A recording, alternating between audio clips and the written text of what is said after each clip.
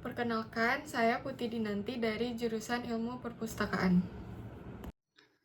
Perkenalkan, nama saya Fir Sukmalastari dari Prodi Ilmu Perpustakaan. Saya Ahmad Fikriatir dari Prodi Ilmu Filsafat. Halo, salam kenal. Saya Omar Dafa dari Prodi Sastra Arab.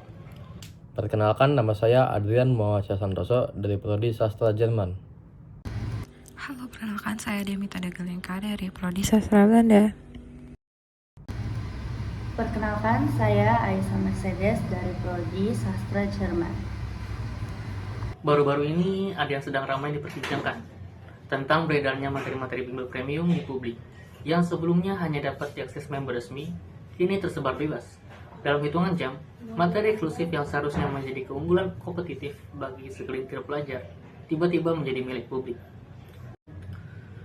Fenomena ini memicu dilema besar. Apakah tindakan ini merupakan bentuk solidaritas edukatif di tengah ketimpangan ekonomi, atau justru pelanggaran yang merusak ekosistem pendidikan? Dan yang lebih penting, apa arti pendidikan eksklusif ketika semua orang bisa mendapat akses yang sama hanya dengan satu klik? Di dunia pendidikan sekarang ini, bimbel premium sering jadi penanda kelas. Ada paket jutaan rupiah dengan rekaman lengkap, modul eksklusif, dan bank soal yang dijual sebagai akses istimewa buat yang mampu membelinya. Tapi pelan-pelan tembok itu mulai runtuh, rekaman mulai bocor, modul beredar lewat link, materi yang tadinya cuma buat murid berbayar tiba-tiba ikut berputar di grup chat dan media sosial Gen Z. Di satu sisi, lembaga bimbel merasa wajar kalau mereka membela materi yang dianggap milik mereka. Tapi di sisi lain, ada banyak siswa dari awal bahkan tidak bisa melirik harga bimbel premium tersebut.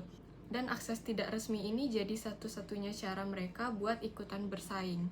Di sini muncul pertanyaan penting, ketika kualitas persiapan belajar sangat bergantung pada kemampuan finansial, apakah pendidikan masih bisa dibilang adil?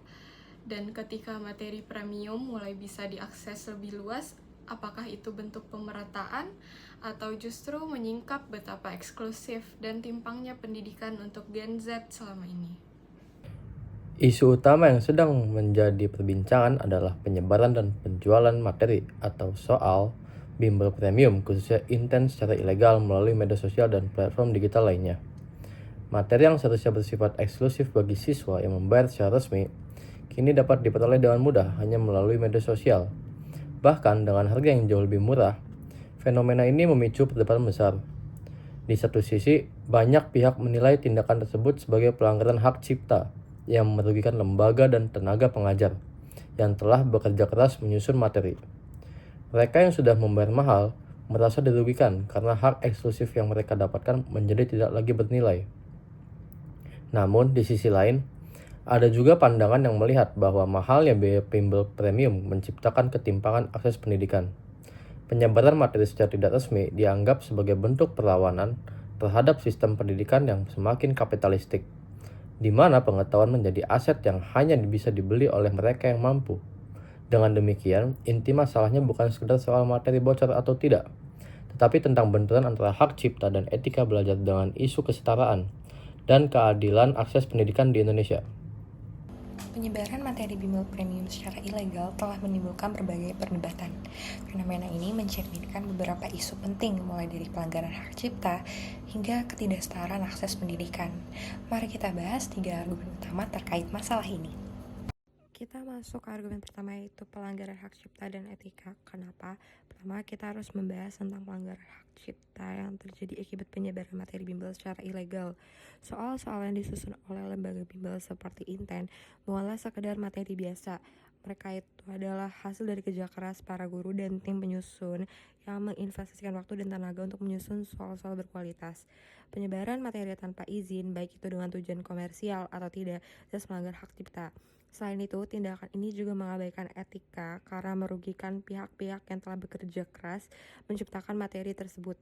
Dalam hal ini, kita melihat bahwa pembajakan materi bukan hanya melanggar hukum, tetapi juga menunjukkan kurangnya penghargaan terhadap nilai-nilai intelektual dan usaha yang telah diberikan oleh pengajar. Selanjutnya, fenomena eksklusivitas materi bimbel premium itu mencerminkan komodifikasi pendidikan yang semakin menjadi ajang bagi mereka yang memiliki kemampuan finansial. Pendidikan yang seharusnya merupakan hak yang bisa diakses oleh siapa saja kini beralih menjadi produk komoditas yang hanya bisa dinikmati oleh mereka yang mampu membayar dengan harga yang tinggi. Hal ini menciptakan ketidaksetaraan dalam akses pendidikan, di mana pencapaian akademik tidak hanya tergantung pada kemampuan intelektual, tetapi juga pada kapasitas ekonomi siswa. Dengan semakin maraknya bimbel premium yang menawarkan soal-soal latihan dan strategi ujian sebagai produk eksklusif, pendidikan menjadi semakin terpisah dari esensinya sebagai sarana untuk memperluas pengetahuan dan lebih menjadi alat untuk mencapai status sosial tertentu.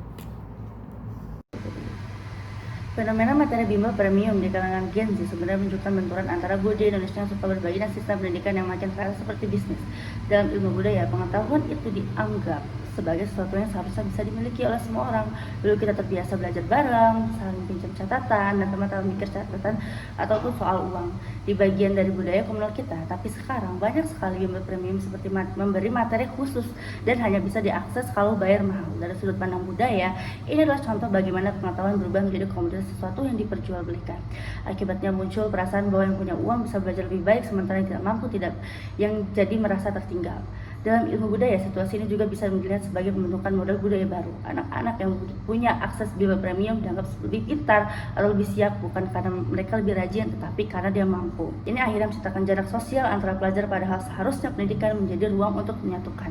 Letaknya eksklusivitas pendidikan ini menunjukkan bahwa budaya sebagai berbagai power yang kuat pelan-pelan tergeser pada cara pandang bahwa pengetahuan adalah barang yang mewah, dan selama ini materi harus dibatasi oleh kemampuan ekonomi. Ketimpangan di antara pelajar Gen Z akan semakin menjadi melebar. Kesimpulannya, kasus penyebaran materi bimbel premium ini menunjukkan kebenturan antara hak cipta dan etika belajar dengan isu ketimpangan akses pendidikan. Di satu sisi, materi bimbel disusun melalui kerja keras guru dan lembaga, sehingga penyebaran ilegal jelas merugikan dan membuat mereka yang membayar resmi merasa hak eksklusifnya hilang nilai. Di sisi lain, mahalnya biaya bimbel premium membuat banyak pelajar melihat fenomena ini sebagai tanda bahwa pendidikan kita semakin kapitalistik, di mana pengetahuan hanya bisa diakses oleh mereka yang mampu. Gen Z yang tumbuh dengan budaya berbagi pun melihat batasan ini sebagai sesuatu yang tidak adil. Karena itu, masalah ini bukan sekedar soal bocoran materi, tetapi tentang bagaimana kita menyeimbangkan penghargaan terhadap karya intelektual dengan tuntutan akan akses pendidikan yang lebih terbuka dan setara. Fenomena ini mengingatkan kita bahwa etika belajar dan keadilan harus berjalan bersama.